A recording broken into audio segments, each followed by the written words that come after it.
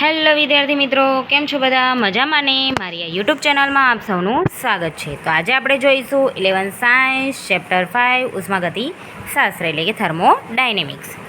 તેમાં આજનો આપણો ટોપિક છે માત્રાત્મક ગુણધર્મો અને વિશિષ્ટ ગુણધર્મો. તો જુઓ પહેલો માત્રાત્મક ગુણધર્મો. જે ગુણધર્મો દ્રાવ્યના જથ્થા અથવા કદ અથવા પરિમાપ એટલે કે સાઇઝ. પરિમાપ એટલે કે સાઇઝ જો 3નું હોય, 4નું હોય, 3 હોય, 4 હોય, 5 હોય એવી સાઇઝ હોય એને કહેવાય સાઇઝ એટલે પરિમાપ પર આધારિત હોય તેને માત્રાત્મક ગુણધર્મો કહે છે. જે ગુણધર્મો દ્રાવ્યનો જથ્થો હોય ભેગો એ, કદ એટલે કે વજન બરાબર, વોલ્યુમ, કદ એટલે વોલ્યુમ, દ્રાવ્યનો જથ્થો, કદ એટલે કે વોલ્યુમ બરાબર, પરિમાપ એટલે કે સાઇઝ, તો એના પર આધારિત એને શું કહેવાય? માત્રાત્મક ગુણધર્મો. હવે એના ઉદાહરણ છે દળ, કદ, આંતરિક ઉર્જા, એન્થાલ્પી, ઉષ્માધારિતા વગેરે. હવે વિશિષ્ટ ગુણધર્મો. જે ગુણધર્મો દ્રાવ્યના જથ્થા અથવા કદ અથવા પરિમાપ એટલે કે સાઇઝ પર આધારિત ન હોય તેને શું કહેવાય? વિશિષ્ટ ગુણધર્મો કહે છે. પેલું આધાર રાખે, જ્યારે આધાર રાખતું નથી. હવે એના ઉદાહરણ છે તાપમાન, ઘનતા, દબાણ વગેરે. તાપમાન, ઘનતા, દબાણ વગેરે. જોઈએ વી કદ ધરાવતા પાત્રમાં વાયુને ટી તાપમાને લઈએ. આકૃતિ એ. હવે વિભાજનથી કદ બંનેમાં અડધું કરી. હવે ફરીથી દરેક ભાગને કુલ કદથી અડધું કદ V/2 કરીએ. આકૃતિ બી. પરંતુ તાપમાન તો સમાન જ રહેશે, જે ટી છે હું સમજાવું છું. વી એ માત્રાત્મક ગુણધર્મ છે અને ટી એ વિશિષ્ટ ગુણધર્મ છે. વી જે કદ પર આધાર રાખે એટલે વોલ્યુમ પર, એને શું કહેવાય? માત્રાત્મક ગુણધર્મ. અને જે કદ પર આધાર નથી રાખતો એને શું કહેવાય? વિશિષ્ટ ગુણધર્મ. જો બતાવો એમાં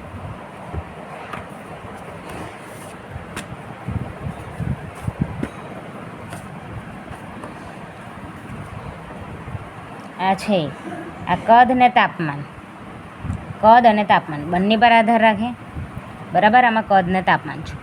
હવે આના વચ્ચે મેં અડધું કરી દઉં છું, પાર્ટીશન પાડી દઉં છું. આ એક જ ટુકડો હતો, એના મેં 2 ભાગ કરે, એક આવી રહ્યો ને એક આવી રહ્યો. તો કદ હતું એ જ અડધું થશે બરાબર, આખામથી અડધું થયું. પણ તાપમાન તો ભલે મોટું હોય કે નાનું હોય, બંને ઉપર કેવું હોય? સરખું બરાબર.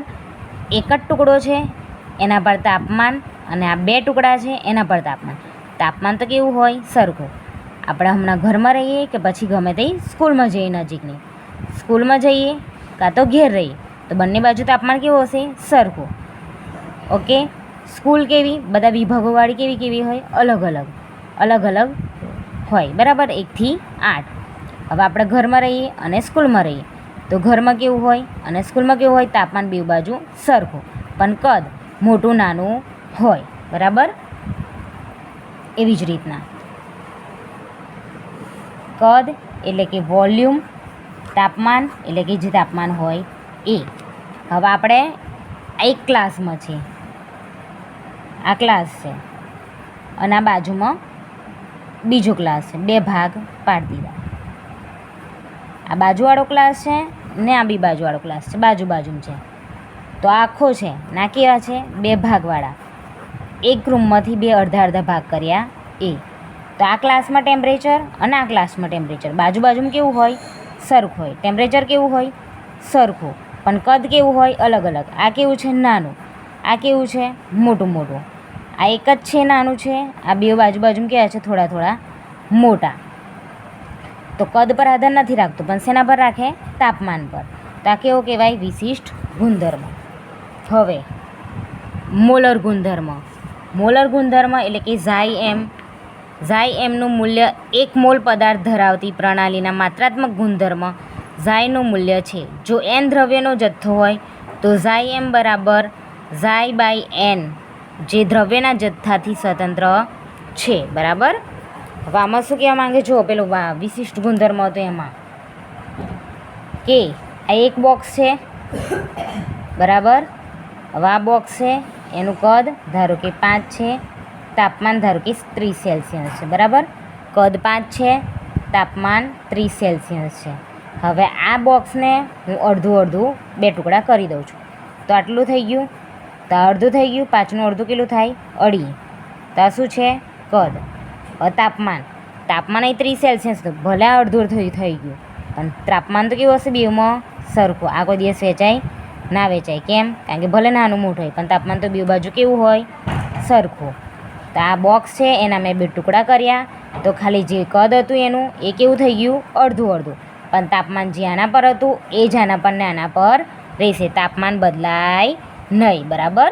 કદ બદલાઈ જાય પણ તાપમાન બદલાય નહીં. તાપમાન એનું એ જ રહે. ઓકે, નાનું હોય કે મોટું હોય પણ તાપમાન બધા માટે સરખું રહે છે. ઓકે, તો જોઈ લો આજનું. ઓકે વિદ્યાર્થી મિત્રો, જો મારો વિડીયો ગમ્યો હોય તો લાઇક, શેર અને સબસ્ક્રાઈબ કરજો. મળી નેક્સ્ટ વિડીયોમાં. Bye bye.